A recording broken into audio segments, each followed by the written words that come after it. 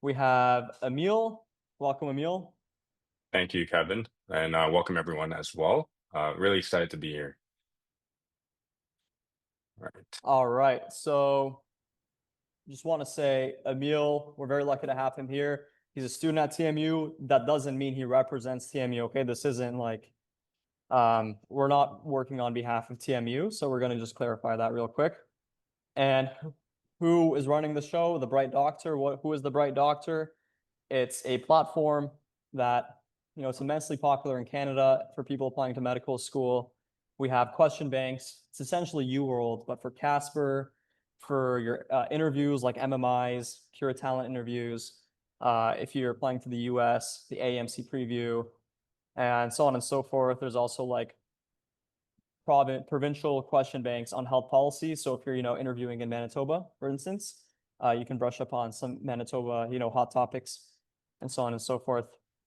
And yeah, we just say, we take care of everything after the MCAT. Obviously, you guys don't have to take Casper, so that's maybe not relevant to you. But a cool stat was 1 in 3 Canadian medical school interview recipients last year signed up for the Bright Doctor. So we're huge. We've been in this for 3 years now. So yeah, this is who's running the show. And by the way, next week at 6 to 8 p.m., we have our Canadian Medical School Application Summit. We're going to have 9 speakers, including myself. And I'm going to try to get Emil on board as well. We'll see what he has to say about that. But this is our graphic from last year. We had over 600 signups. So yeah, definitely, we're going to send a sign up link for this if you didn't sign up already. But this is going to be next week from 6 to 8. Make sure you attend this because there's going to be a lot of great content. So let's begin. Go ahead, Emil. All right, perfect. So thanks, Kevin, for that introduction. And yeah, we have a really good schedule today. I won't bore you guys with the agenda because it's there. So we'll go to the next slide. But let's get right into the presentation. So the launch of TMU's medical school is really unique as even though March 2021 was the real beginning of like the planning phase of the medical school, this has begun way longer back in 2018. And then back in 2022 to 2023, that's when TMU's medical school campus had started to be made, as well as its clinical partnerships with William Osler Health Systems.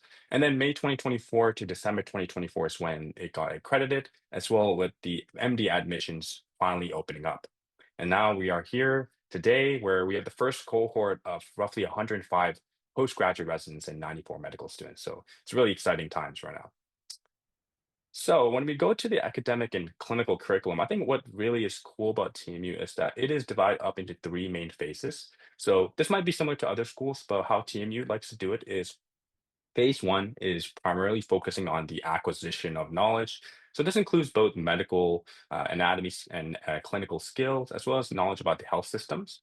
And hence, it's also often referred to as your pre-clerkship. Phase two is your clerkship phase. And this is also referred to as your longitudinal clinical and community immersion. So this is where you're going to go through various rotations, again, similar to like family medicine, surgery, internal medicine, and so forth. So some of the other schools also do the same. And then phase three is our professionalization phase. So this is where we begin to take electives and prepare the students for residency, right? And then what's really cool is all throughout that program, there are also built-in courses on things like community and global health. And actually, this course is one of my favorites so far because it allows us to have direct outreach to organizations in our communities and almost create capstone projects for these communities and really see what those communities are doing for Brampton, right? And then there's also courses on Indigenous health and the integration of Indigenous health perspectives into patient care, as well as professional development. So there's quite a lot of different, I guess, courses and unique courses that really TMU has, which is really interesting.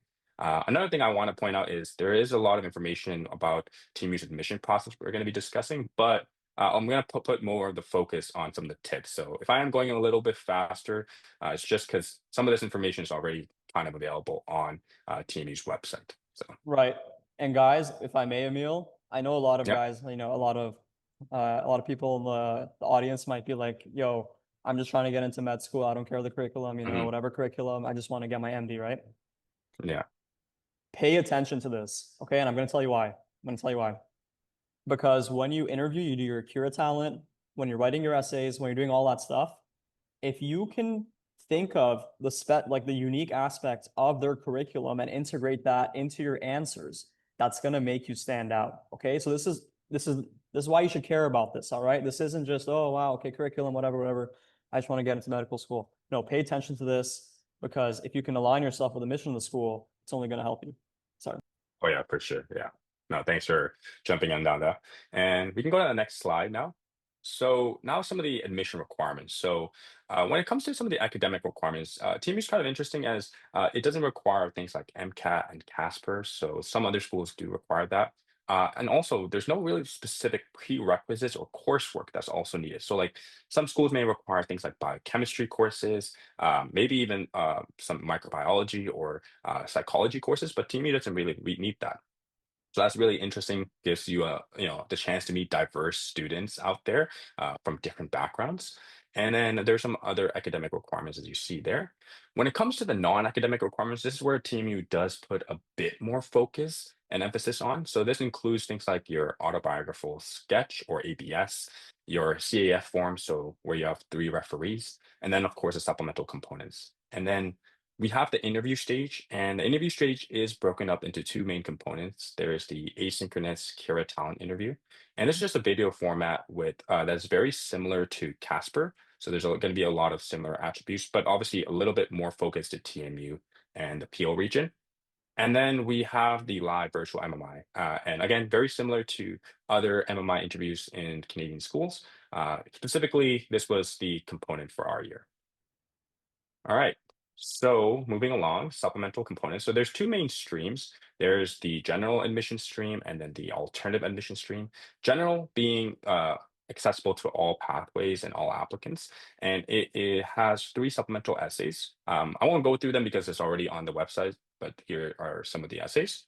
When we look at the alternative admission stream, that's where there's other opportunities. So there's the indigenous admission applicant pathways. So in this case, this is mainly for First Nations, Métis, Inuit applicants, and they do have a verification process as well. And there are 3 different supplementary essays that they have as opposed to the general stream. So that's very important to keep in mind, as well as some other requirements. Next, we have the Black admission pathway. So this is for applicants who identify as Black, so African, Caribbean, and other multiracial Black backgrounds. And then we also have the equity deserving admission pathway for applicants coming from equity deserving groups. So I know I did just see a question on which pathway I chose. I did apply to the general pathway during the time of my application as I felt like that kind of reflected more so my background during that time. Though I would just say like be very conscious of what are the requirements when applying. So that's that. And then there's another component, which is the regional connection component. So that's very important because with TMU, obviously there is a big emphasis on trying to look to be connected to the PO region and the Brampton community. Me personally, I am not from the PO region, so I didn't have a regional connection component.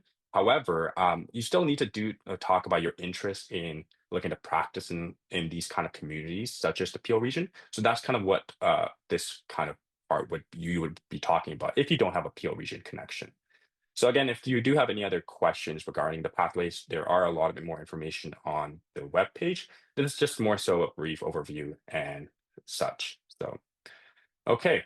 So I went through all of that pretty quickly. Just wanted to get to the more juicier parts of this presentation because it's really about the tips and strategies that you guys might want to hear when creating your ABS. And what I would say is the ABS itself can often feel like this never-ending cycle of revising CV entries or writing descriptions to capture almost every possible detail. But I think it's important to remember that what matters most is like not having a perfect draft from the start. Rather, it's a whole writing process on its own. So in this webinar, I'm showing some of the different stages of the ABS writing and some of my tips. And then the first tip I kind of want to highlight is creating that game plan early. So this involves things like setting up an Excel spreadsheet for ABS entries. So me personally, I use Excel to organize my ABS entries. I know some people use Word documents or other softwares. I think it really it is dependent on you. There just needs to be something to help you organize your entries. So something to help you kind of have as a master document. At the same time, I would highly recommend to research TMU's core values, and of course, those of other schools that you're applying to. So for TMU specifically, they have 7 main core values, that being health equity, community engagement, reconciliation and indigenous resurgence, EDI and respect, well-being, leadership, and integrity. So it's really important to research those values and have an awareness of those values. And then lastly, for this game plan, as I mentioned, is to kind of build folders to create ABS resources, things like examples, notes from successful applicants, because if they have something to share and they're comfortable sharing some of these resources, that can hopefully let you overcome some of those early hurdles and maybe give you more time to actually craft your ABS. So then I kind of move on to the next point, which is that strategic brain dump I kind of call.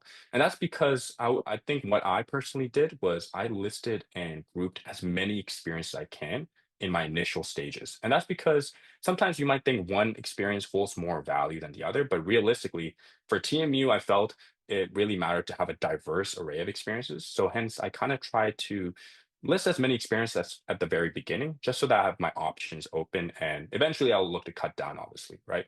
And then grouping them into those categories. So the next thing I personally did in my early stages is to like organize some of the key details. And essentially what I did is for each entry, I identified the verifier contact, the number of hours I did, the duration, and the role. I think it's really important that we get those done early, in my opinion, because those are some of the nitty-gritty details that can take a while for you to get done, especially if you're in a rush later on the application where you just need to make sure everything is confirmed, everything is already checked. And if we have those details early on, we can put more focus, obviously, on the writing. So it's really important that we have some of those details already implemented and already put in your Excel spreadsheet that you have. And then this is the real important part that I think helped me with my early stages, which is drafting an initial 300 character description for each item. I personally think that was really helpful for me because I feel like 150 characters it's not a lot, right? So it really depends, it really limits you, I mean, to a certain like bubble. And I think it's first important to understand what description you want to paint for each ABS entry with a slightly larger limit before obviously condensing it down.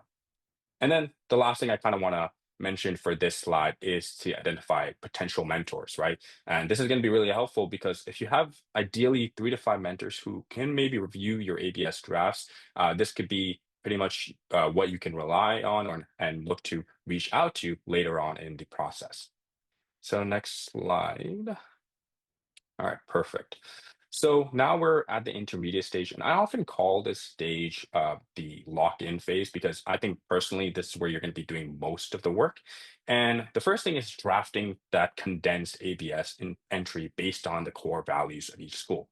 And that obviously, some of the schools have overlapping values, so that's fair to acknowledge. But for TMU specifically, I listed the values here. And what you want to do is as you create that 150 character draft, focus on things like actions, measurable outcomes, and growth and learning. I think it's really important that if you're able to focus on those elements, that the reviewers potentially can kind of see more of what you had learned, what you had done in each entry. And that obviously is able to be more explicit on your content as opposed to having some fluff in the content itself. And what you kind of want to do as you write your entry is like ask yourself, does each entry reflect at least 2 or so values from each school? And if not, maybe tweak them. Obviously, some entries would not be able to. For instance, like awards, typically you're aiming at 1 or maybe 2 at most values, but it's good to have that sort of awareness. So next point. Okay, organizing your entries based on importance. So I kind of mentioned the fact that we did that strategic brain dump initially, right? To widen our scope to have as many options available. Now, the important part is using a color scheme of your choice. So I personally did green, red, and yellow as it seemed fitting to organize what you personally think is something you would want to keep, something you don't want to keep, and something you are unsure about.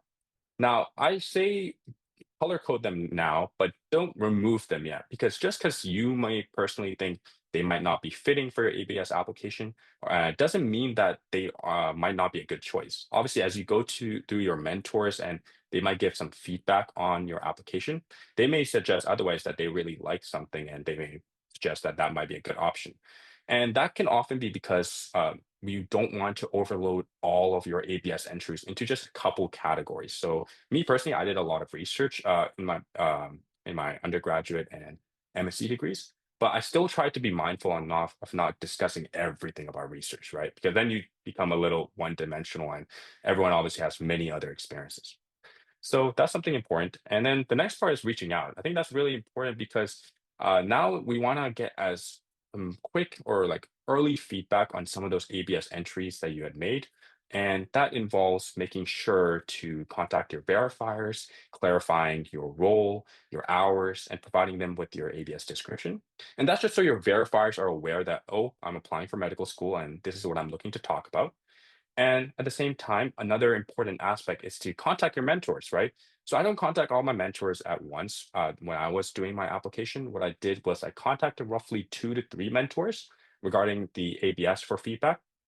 This is just so that you're not overwhelming yourself because every mentor can have its own perspective, right? But at the same time, you're making sure you have a diverse array of perspectives, right? So what I personally did when I contacted mentors is I would contact a mentor from a different school, right? So for since I mainly applied for Canadian schools, I look to contact let's say from Western, from UFT, and etc. So trying to keep broaden my scope. And then the last component is that burst of editing. So this is going to probably take the most amount of work because a lot of the work that you are looking to do here, they're not going to be always perfect on the first couple of drafts. So a lot of the times you're going to be looking to do a couple of edits based on suggestions from one mentor or another.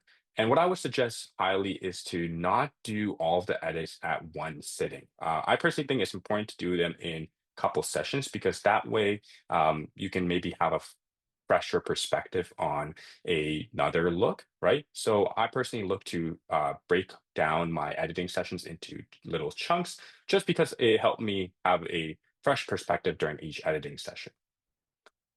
So next slide. But yeah, so when speaking about editing and mentors, I know a lot of Canadians don't know where to find people to look over their applications, especially people who know what they were talking about or have gone through the process, right? So if you are interested, I recommend checking out the Bright Doctor and Admission Peers, where you can pay real cheap prices and affordable prices to talk to medical students who've obviously gone through the path and help students get into schools like TMU as well. That's another great aspect of the Bright Doctor. So with the intermediate phase, I wanted to give you guys some examples on what kind of like some of the editing would look like. So these are just some examples. So here I have a volunteering example where I was a fourth year thesis student supervisor.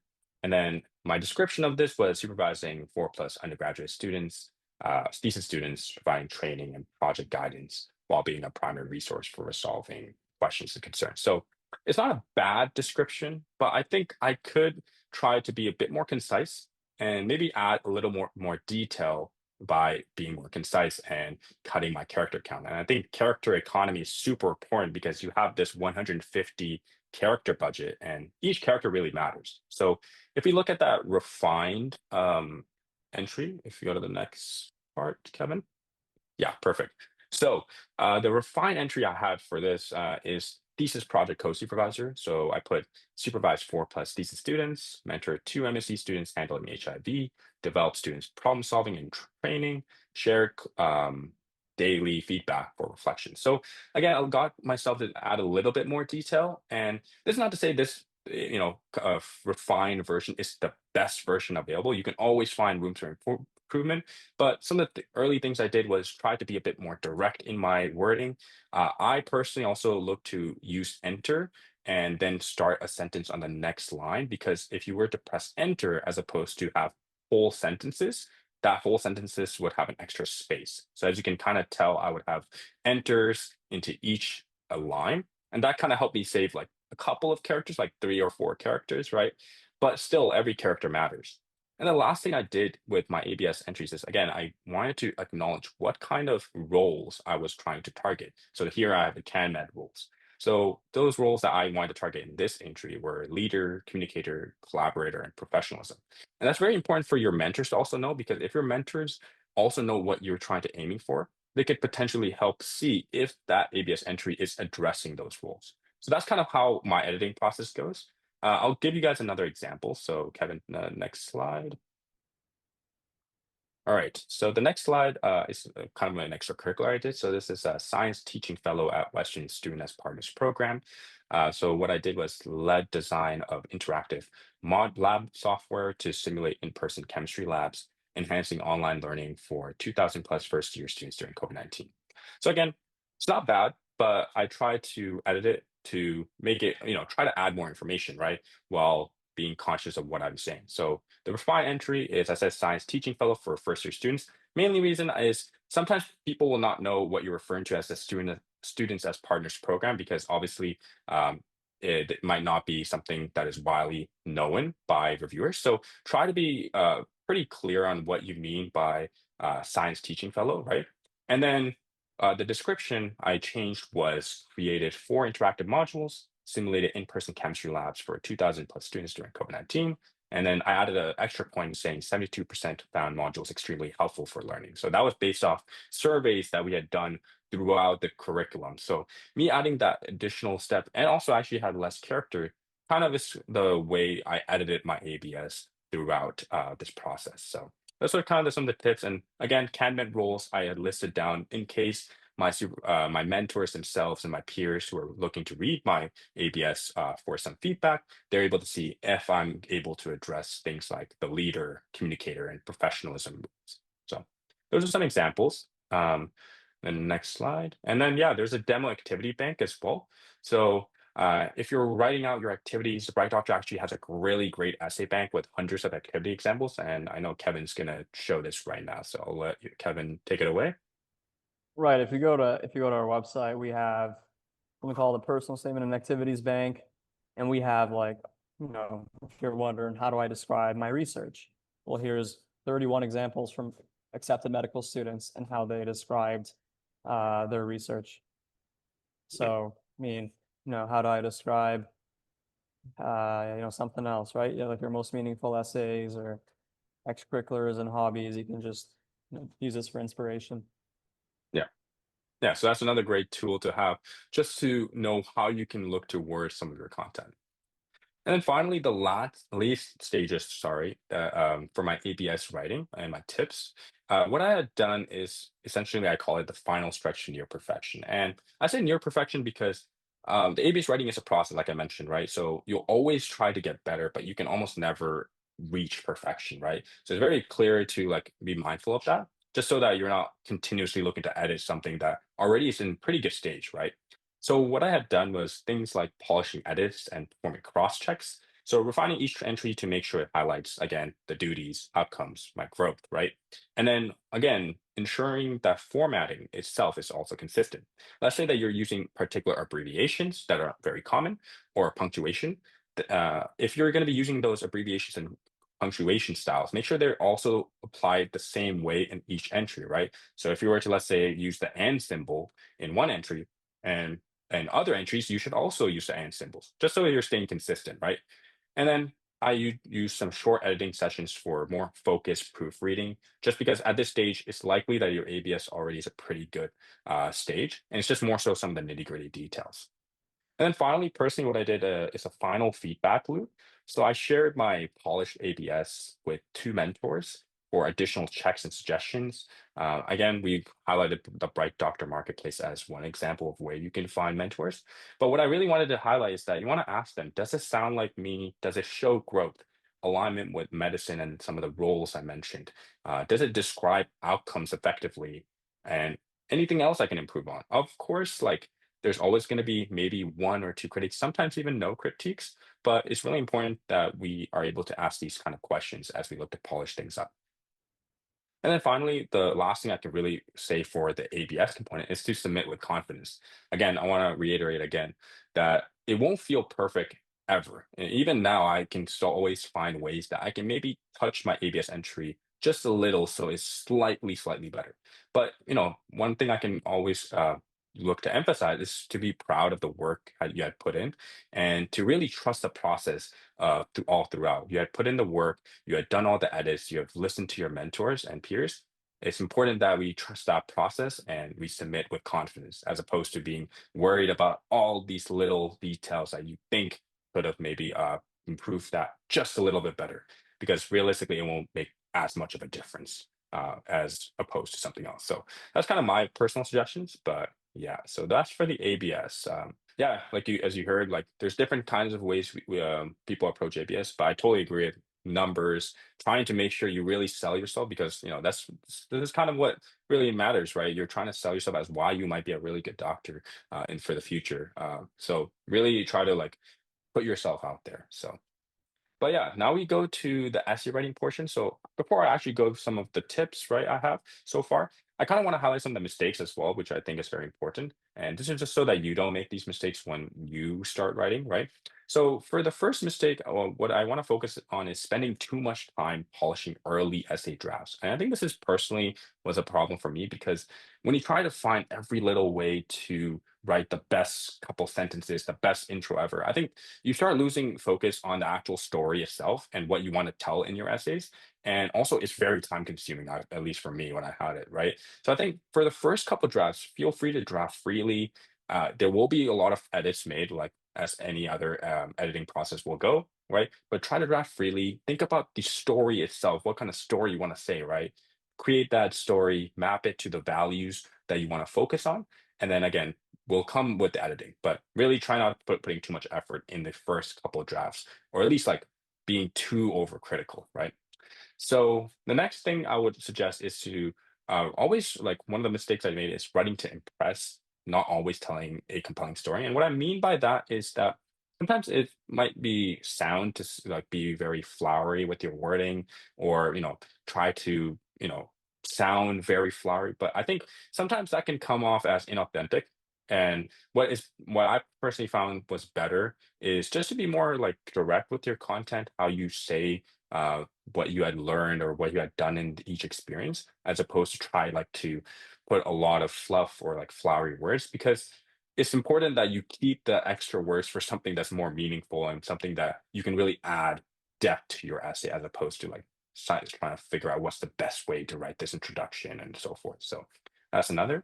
And then the third mistake was really is telling instead of showing in my essays, right?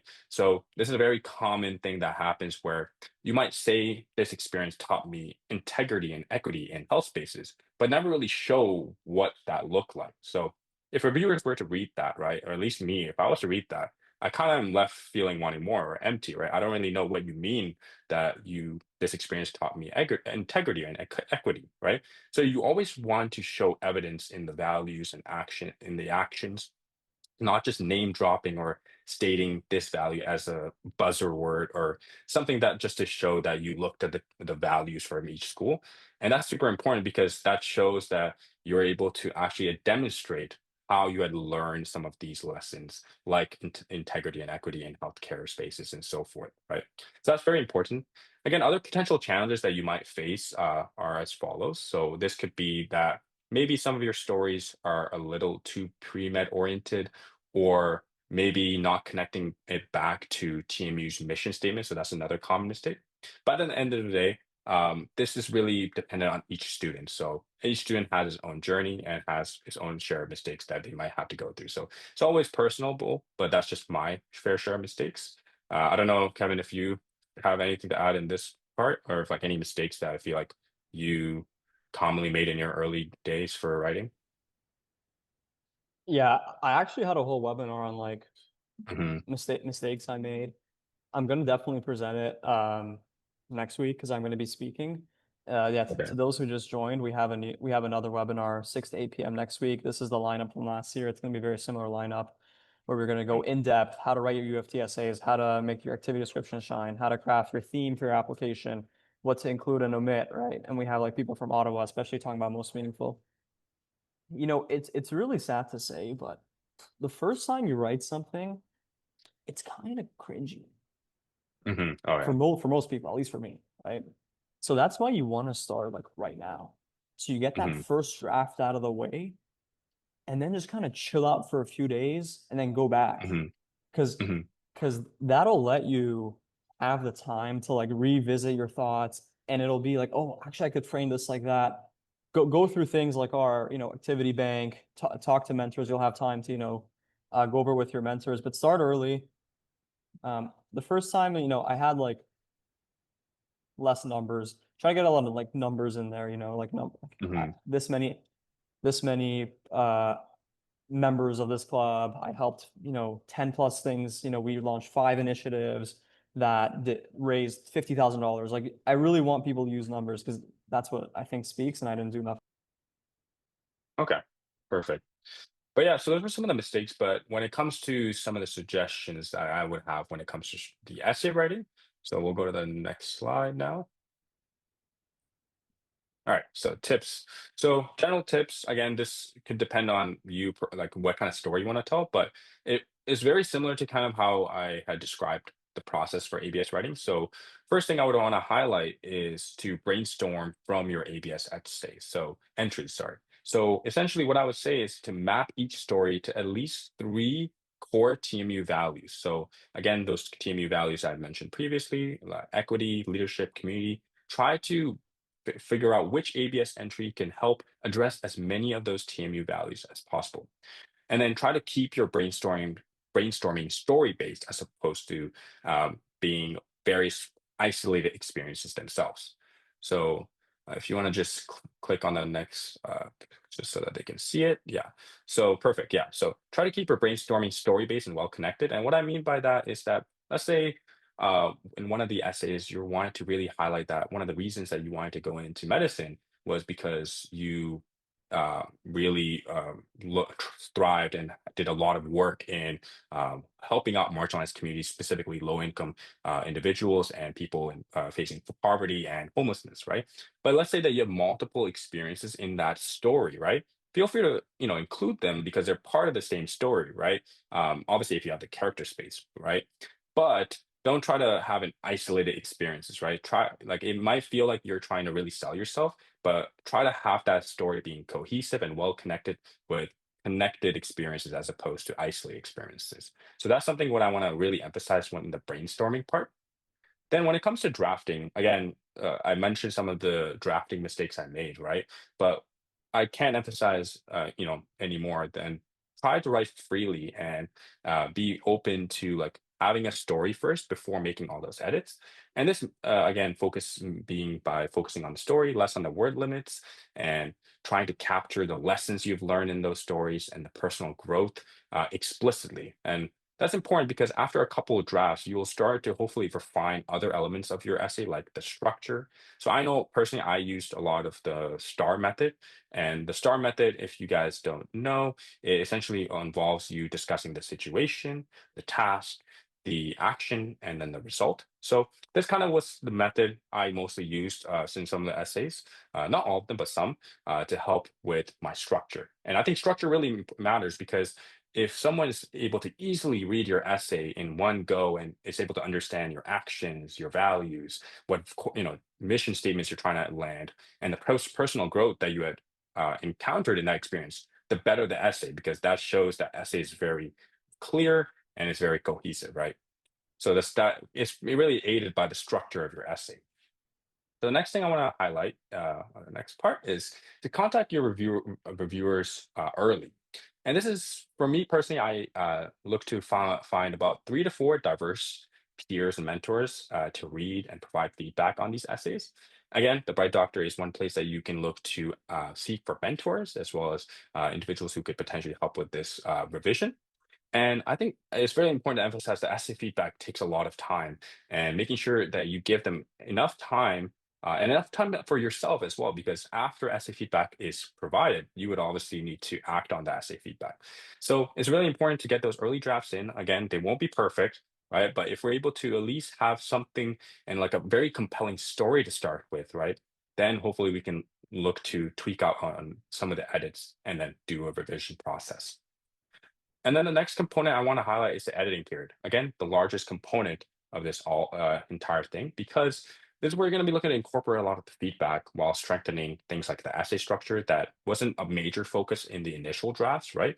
And things like the word limit. I know for me personally, when I did my initial drafting of my essays, my word limit was definitely exceeded quite a lot, right? But that's because I didn't want to limit myself in my early drafts. And then eventually, as I started to get the feedback, and make changes to the feedback, I would slowly and slowly condense and try to be more concise and in my wording. So that's kind of where the editing period happens. I know with the editing period for essays, it's definitely much more to the ABS, so it does take a lot more time. I would still encourage to take short bursts, so like 30 minutes to an hour at most, just because sometimes you can be in this like bubble where you're not able to find the best way to address a mentor's comment. So trying to give a little bit of incubation period so you can come with a fresh perspective could help.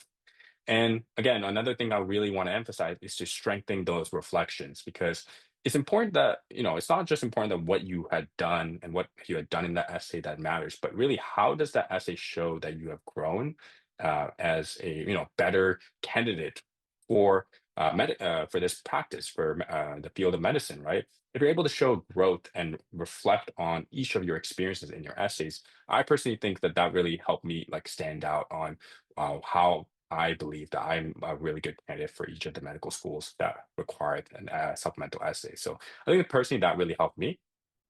And then finally, the polishing, right? So reading things, reading essays out loud, trying to catch maybe some clarity issues. I know for me personally, when I read the essay out loud, that helps me to see if this really sounds like me, if this is like an authentic version of myself. So I would really encourage to find ways that you're able to edit essays to really hone in what sort of tweaks you can make.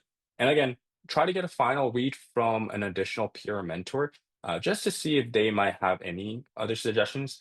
It might not be something major, it might be something minor, and might be something they may prefer, but that could also help see if there are some things that might want to be changed. So those are some general essay tips. Again, we can go through more if we wanted to, but in the questions as well.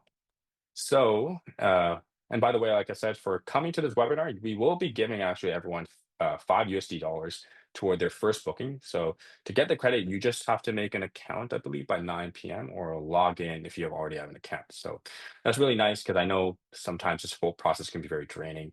And so I think I want to close off this webinar before the Q&A session is why did I really think TMU was the best fit? And I think some of the real values that I want to highlight is first, the learning and the practicing of healthcare that TMU looks to foster. So, what really is important for me is I think TMU looks to focus not only just how care is delivered outside of the classroom, but how care can be holistic and personalized to the communities that we want to serve nearby. And that kind of goes into the next point where, things like indigenous health, how our healthcare can be rooted in anti-racism, EDI, and reconciliation. Those are really important aspects that can make our healthcare more culturally inclusive. And then the next point I really want to highlight is the longitudinal clerkship that TMU has. It's actually 17 months, so which is far longer than some of the other clerkships that is found in Canadian schools. And it's very cool because this allows you to have more clinical experience at some of these areas, such as surgery, family medicine mainly, internal medicine, and some of these other fields. So that's really cool. And actually, we do get a lot of clinical experiences as well early on in our curriculum. But during our rotation being 17 months, that's also provides a lot more skill sets that other schools might not be able to provide. And then I think really getting that broad clinical exposure with urban, rural, underserved communities in Peel region, Brampton regions, as well as beyond these regions, it really allows some of these placements that you are trying to go to feel more community focused and community oriented. And that's something that really resonated with me when I had tried to see why I might want to choose TMU. So, and as well as others. But that's kind of the end of this session. I really want to thank everyone for sticking by. I know there's been a lot of questions posted in the Q&A, so Or you can guys, we're gonna feel get free to open it. yeah, Yeah. we're gonna get to the Q&A. I just wanna re-emphasize that next week we're gonna have from 6 to 8 p.m. We're gonna send you the sign up link, but already a lot of you already signed up for this.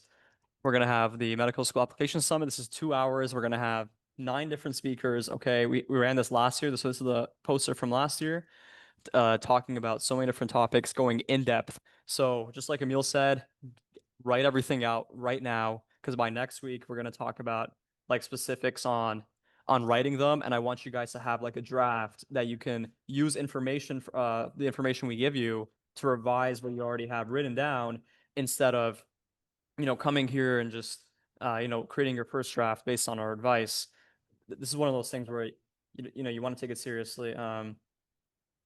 Yeah, so yeah, begin your drafts now. Again, the best time is to start your ABS is actually yesterday.